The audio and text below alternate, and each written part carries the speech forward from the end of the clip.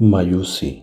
ये जो मायूसी का भंवर होता है, ये बड़ा ज़ालिम गर्दाब होता है। इसके किनारे किनारे पर आदमी घूमता रहे तो बचने की कुछ उम्मीद होती है, लेकिन जब बहुत गहरा उतर जाए तो फिर बचने की कोई आस बाकी नहीं रहती। मैं भी एक ऐसी महफिल से उठकर आया हूँ जहाँ नौजवान लड़के और लड़कियाँ अपने मौजूदा हालात पर तबसरा कर रहे थे, और इनके अंदर मायूसी और नाउम्मीदी की वैसी कैफियत पैदा हो गई थी जैसा कि किसी ज़माने में जब हम इनकी उम्र में थे हमारे अंदर पैदा होती थी। हमारे ज़माने में चूँकि कोई साइकेट्रिस्ट, कोई डॉक्टर, कोई माहिर नफ्सियात नहीं थे, इसलिए हम अपने दुख का मदावा करने के लिए इन बड़ों की तरफ भागते थे जिनके पास कोई ऐसा पोशीदा नुस्खा ज़रूर मौजूद होता था जिसको आप हमारा बाबा कह लें, तो वो हमारी मुश्किलात के हल ढूंढ कर हमें दे सकते थे। जब हम बाबों से पूछते थे कि आप ऐसा नुस्खा कहाँ से हासिल करते हैं, तो वो कहते थे कि आप भी ये फ़न तिब्ब रूहानी का इल्म सीख सकते हैं, क्योंकि नुस्खा साइल के पल्ले बंधा हुआ होता है। इसको सिर्फ खोलना होता है और इसके हवाले कर देना होता है। आदमी इसके साथ झगड़ा करता है, तकरार करता है, इसके साथ डायलॉग में शरीक होता है। इसलिए इसके पल्लू में बंधा हुआ नुस्खा खोलना मुश्किल हो जाता है और इसका फिर कोई इलाज नहीं होता। हम बड़ी गहरी मायूसी के दौर से गुज़र रहे हैं। तो इन्होंने कहा, आपको कम से कम मायूस होने का और नाउम्मीद होने का कोई हक़ नहीं है। वो लोग जो आपसे पहले गुज़र गए या जिनका कोई नामो निशान बाकी ना रहा, जिनके बारे में लोग जानते नहीं हैं या जिनका सफ़ा हस्ती पर कोई मवाद तहरीर नहीं, इनको तो मायूस होने का हक़ है, लेकिन आपको हक़ नहीं है। मेरी तरफ मुखातिब होकर कहने लगे कि आप जो हैं, आपके जो बड़े परदादा थे वो पोरस की फ़ौज में मुलाजिम थे और वो सिकंदर आज़म से लड़े और इन्होंने बड़ी दाद शुजाअत दी और इनका एक बाजू कट गया, लेकिन ज़िंदा व सलामत घर पहुँचे। और इस कटे हुए बाजू वाले सूरमा के घर में, जो कि आपका जबड़ दादा था, वो इस दुनिया में आया और ज़िंदा रहा, सलामत रहा। इसकी नस्ल आगे चली। और जो आपका सकड़ दादा था वो पानीपत की दूसरी लड़ाई में शामिल हुआ और खूब बेजिगरी के साथ लड़ा और फातेह होकर वापस आया। लेकिन इसके घर जो बच्चा पैदा हुआ वो जवान, तवाना, खूबसूरत था और वो ताउन के हाथों मारा गया। लेकिन इसके घर एक बच्चा पैदा हो चुका था जो आगे बढ़ता फलता फूलता रहा, और आपके इस जबड़ दादा के मतवाजी एक और आपका गखड़ नाना था जिसके घर एक औरत बेटी पैदा हुई, जिसकी शादी इस पोरस वाले से हुई। एक सिस्टम बना के ला रहे हैं, कहते हैं कुदरत घेर घेर के उनको ज़िंदा सलामत रख रख के आपको यहाँ तक इस डेट तक लाई है। और वो लोग जो कुदरत को मंजूर नहीं थे, जिन्हें वो ज़िंदा नहीं रखना चाहता, वो पैदा होने से पहले ही नेस्त व नाबूद हो गए। इनके वालिदैन पहले मर चुके थे, ख़त्म हो चुके थे, नाबूद हो चुके थे। आप जो इस दुनिया में मेरे सामने मौजूद हैं, तो आप निहायत मोहतरम, निहायत आला, निहायत सुपीरियर, निहायत स्ट्रॉन्ग, निहायत इम्पोर्टेंट लोग हैं। वरना कुदरत ऐसी गलती, ऐसी हमाकत कभी ना करती और आपको कोई हक नहीं पहुंचता। आप मायूस हों और इस नेमत का शुक्रिया इस तरह से अदा करें जैसा कि आप करते हैं। हमारे लिए ये बड़ी हैरानी की बात थी। इन्होंने कहा, आप इतनी अरफा कौम हैं और आपके इर्द गिर्द चलने वाला ये तांगे वाला, यक्केबान, वेल्डिंग करने वाला, ये तरखान, ये लोहार, ये प्रोफेसर, ये डॉक्टर, ये सारे के सारे अगर ये मौजूद हैं, अगर आज हैं, तो कुदरत छांट छांट कर इनको लाई है और कुछ लोगों को अपनी छलनी में गुजारते हुए ले आई है। तो आप कैसे मायूस हो गए? बड़ी बेहयाई की बात है कि अगर आप मायूसी में, नाउम्मीदी में या नामुरादी में दाखिल हों। लेकिन हमने कहा, हम तो हो जाते हैं और कोई लम्हा हम पर ऐसा नहीं गुजरता कि हम मायूस ना हों, घबराए ना हों, बावजूद इसके कि अल्लाह बार बार फरमाता है, मेरी रहमत से नाउम्मीद ना होना। इसमें बड़ा कोई राज है तो फरमाया है फरमाने वाले ने कि चूँकि आपकी ज़िंदगियों में ख्वाहिश, आरज़ू, डिज़ायर इतनी गहरी उतर चुकी है कि आप सिवाय मायूसी की बैटरी का चार्ज लेने के इस डिज़ायर को रख लेते हैं, क्योंकि हर लम्हा आपके अंदर किसी न किसी शय की ख्वाहिश पैदा होती है और वो ख़त्म नहीं होती। इसलिए आप मायूसी के साथ चलेंगे।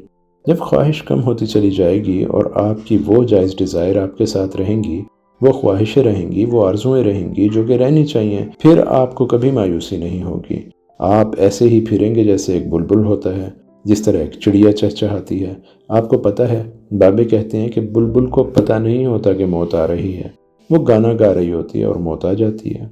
आप हर रोज़ मरते हैं, हर रोज़ खौफज़दा होते हैं, खौफ के मारे आपका दम वक्त से पहले ही निकला होता है, बल्कि every moment, every day you keep on them.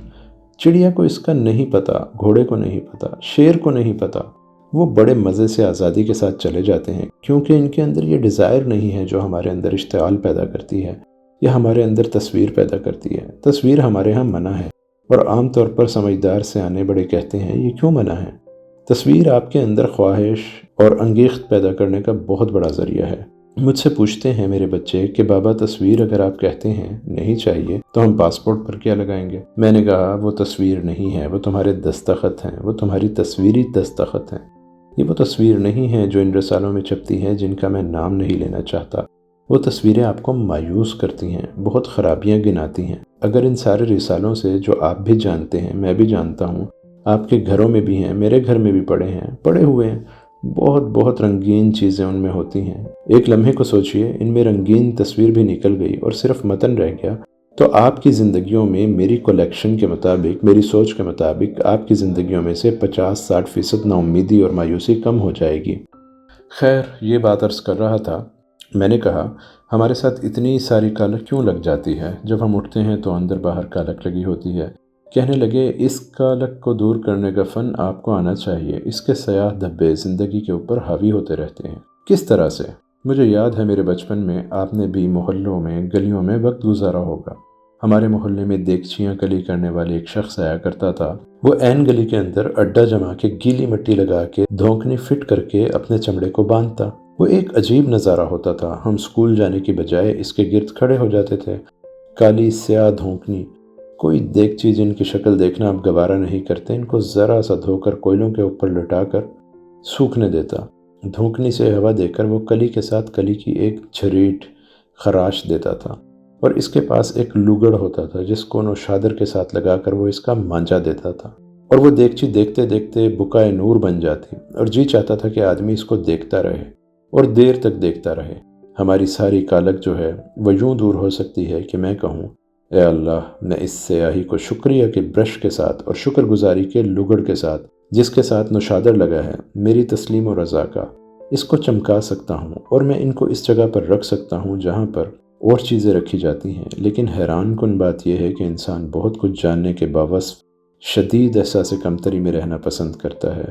میں اور آپ اور ہمارے ساتھی جو زندہ سلامت ہیں، جن کو احساس کمتری میں اترنے کا کوئی حق نہیں پہنچتا، جو احساس کمتری میں خود اترتے چلے جاتے ہیں، کچھ خواہشیں پوری ہوتی ہیں، کچھ نہیں پوری ہوتی، اور زیادہ بھی آدمی پورا نہ کر سکے تو کوئی بات نہیں، لیکن تھوڑا سا مسکرا تو سکتا ہے۔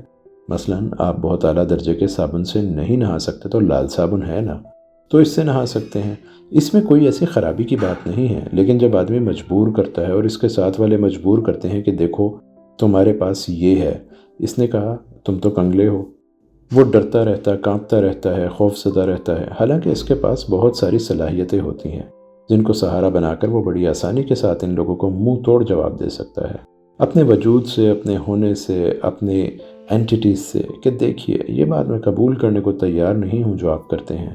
اب میں جانتا ہوں زندگی میں مایوسی میں، نا امیدی میں اگر بہت زیادہ تاریکی ہے، اگر ہم یہ پروگرام دیکھیں اور اس کے بعد سوچیں، پھر ایک بڑی کالی سیاہ رات ہم پر چھا جائے گی، اور پھر اس تاریک سیاہ کالی رات کے اس کنارے سے اس کے کنارے سے اندر سے روشنی کی ایک کرن پھوٹے گی۔ وہ روشنی کی کرن ابھی پہنچی نہیں ہوگی کہ میرے گھر کے پاس نیم کے درخت میں ایک بلبل گھونسلے میں بیٹھی ہے، وہ اپنی گردن پیچھے اکڑا لے گی، ابھی روشنی نہیں پہنچی، اور وہ چہچہانا شروع کر دے گی۔ پتہ نہیں اس کا کیا کنیکشن ہے اس کے ساتھ۔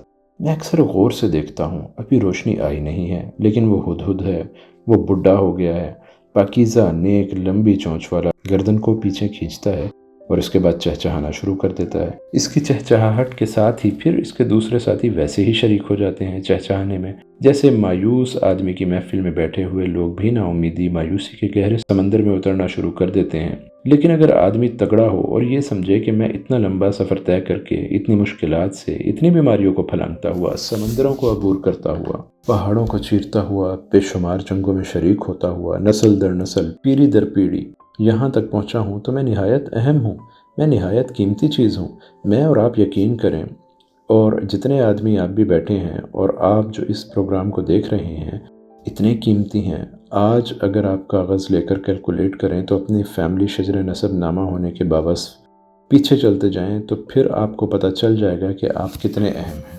ہمارے وہاں روم کے پاس ایک جھیل تھی، لاگو براشانو اسے کہتے تھے، بڑی خوبصورت جھیل تھی، لوگ وہاں سیر و تفریح کے لیے جاتے تھے۔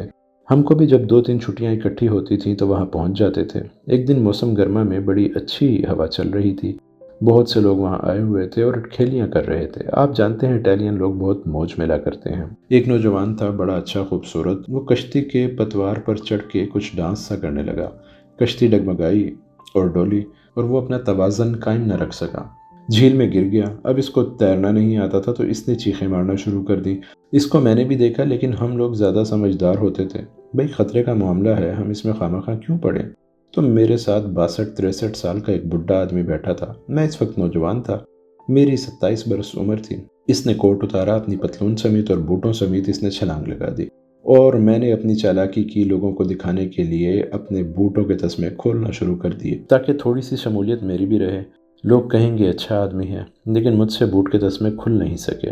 اس نے اس کو جا کر پکڑا، الحمدللہ اس کا سر وغیرہ اندر نہیں گیا تھا، بے ہوش نہیں ہوا تھا۔ اس کو تھوڑی کے نیچے دیتے ہوئے وہ بابا تیرتا ہوا اس کو کشتی کے پاس لے آیا اور لا کر اس کے سہارے سے کشتی میں داخل کر دیا اور بیٹھ گیا۔ ہم نے بڑے زور زور سے تالیاں بجائیں۔ اب وہ جو گرنے والا تھا وہ بڑا شرمندہ ہوا اور پریشان بھی تھا، خوفزدہ بھی تھا۔ تو اس نے بڑی دبی ہوئی مری ہوئی آواز میں کہا، میں آپ کا بڑا شکریہ ادا کرتا ہوں، میں بہت ممنون ہوں کہ آپ نے اتنی بڑی فیور کی ہے، مجھے بچایا۔ تو اس بابے نے کہا، نو نو نو، یہ کیا بات تم نے کی؟ کچھ نہ کہو مجھے، اس میں شکریہ ادا کرنے کی کیا بات ہے؟ تم ہو ہی اتنے قیمتی کہ جب گرتے کوئی بھی تمہیں بچاتا، اس میں کیا بات ہے شکریہ ادا کرنے کی؟ تو مجھے آج آپ سے باتیں کرتے ہوئے یہ واقعہ یاد آ گیا۔ تو وہ بابا بیٹھ کے آرام سے اپنے کپڑے سکھاتا اور نچوڑتا رہا، اپنا انڈر ویئر زیر جامہ اور بوٹ کھول کے سکھاتا رہا۔ تو جب آپ کے ذہن میں یہ بات طے ہو جائے کہ ہم جب اتنا لمبا سفر طے کر کے یہاں پہنچے ہیں، کسی بھی صورت میں، کسی بھی حالت میں، کسی بھی صحت کے ساتھ، کسی بھی شکل کے ساتھ، کسی بھی رنگ و روپ کے ساتھ، تو پھر ہم اہم ہیں۔ اللہ تعالیٰ نے آدم کی بڑی توقیر فرمائی ہے اور بہت عزت عطا کی ہے۔ یہ غالباً شیطان ہے جو آدمی کو مایوس کرتا رہتا ہے، اور وہ بہت ٹھیک اس میں کامیاب بھی ہوتا ہے۔ لیکن اگر آدمی کو اپنے آج کے اوپر بھروسہ ہے، اگر وہ آج سے اپنے سبھانے آنے والا کل، اپنے ٹمارو کو اپنی گرفت میں اچھی طرح لینے کی صلاحیت رکھتا ہو، پھر اس پہ یہ کیفیت طاری ہوتی ہے۔ مجھے سبھانے کا لفظ اس لیے پسند ہے کہ سندھ سے میں بہت پیار کرتا ہوں۔ سندھ ہمارا ایک بہت پیارا صوبہ ہے، اس کے لوگ بڑے پیارے میٹھے لوگ ہیں، اچھے سائیں لوگ، گانا بجانے والے، ادب کرنے والے۔ میں نے وہاں بڑا وقت گزارا ہے درپارکر میں، میں انہیں آج بھی یاد کرتا ہوں۔ میرے دوست جو نکھی نہال چند پتہ نہیں کیسے ہوں گے، کاپٹیری خان تھے، انہوں نے مجھے بڑی محبت دی، میں اس کا بدلہ نہیں دے سکتا۔ میں کبھی کبھی ایسے الفاظ ڈھونڈ کے استعمال کرتا ہوں۔ سبحانے ایک لفظ ہے جس کے معنی ہے آنے والی کل۔